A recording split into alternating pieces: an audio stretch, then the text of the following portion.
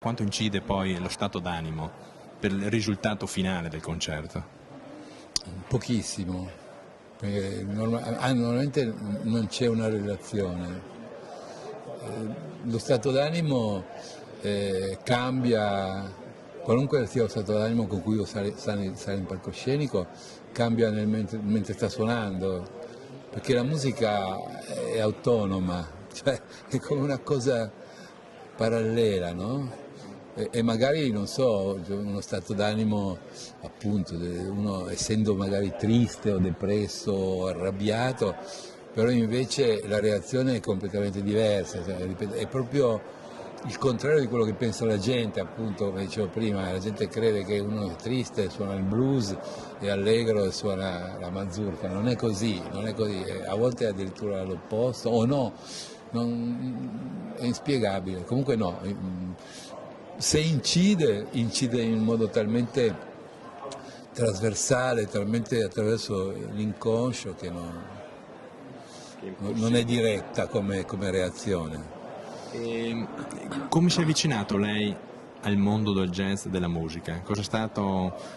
qualcosa che ha scattato quel giorno e ha deciso di fare il musicista? Beh, io, tanto per cominciare, ho una una madre che era pianista classica, quindi in casa ho sempre sentito moltissima musica, in più ho un fratello maggiore che aveva parecchi dischi di jazz,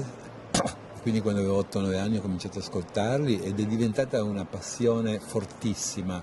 anche troppo, come dice dalle mie parti, perché grazie a quello che a scuola sono sempre andato malissimo perché pensavo solo a ascoltare dischi. E quindi poi a un certo punto ho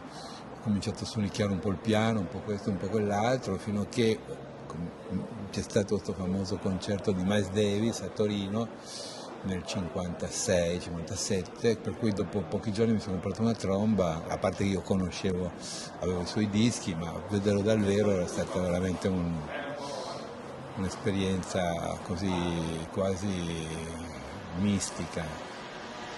Cosa pensa della televisione, del rapporto, cioè del poco tempo che dedica alla buona musica? Ma io non penso niente della televisione perché sono uno dei pochi che non hanno una televisione.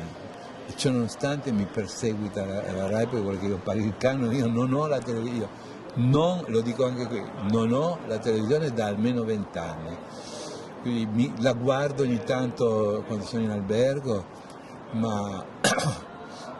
ma non ho nulla contro però, anche se so che musica non ce n'è mai perché loro erroneamente pensano che non sia televisiva, mentre invece io ricordo quando 20 anni fa, quando c'eravamo ancora, che c'erano dei programmi di musica sinfonica fatti dalla BBC che venivano comprati in Italia, non so da che forse il canale 5, forse fosse la RAI, non so, che erano straordinari perché erano girati bene, perché erano incisi bene, piacevano a tutti. Io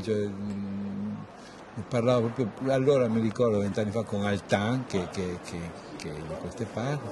e si parlava di come erano belli questi, con un regista intelligente che seguiva la partitura, che quando c'era, non so, il flauto che usciva un po', filmavano lui, non è che facevano vedere invece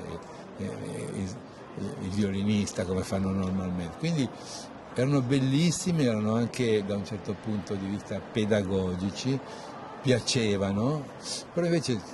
hanno questa strana idea che la musica non sia televisiva, perché è un peccato veramente. Per detto ciò, anche facesse i concerti io la televisione non ce l'avrei lo stesso.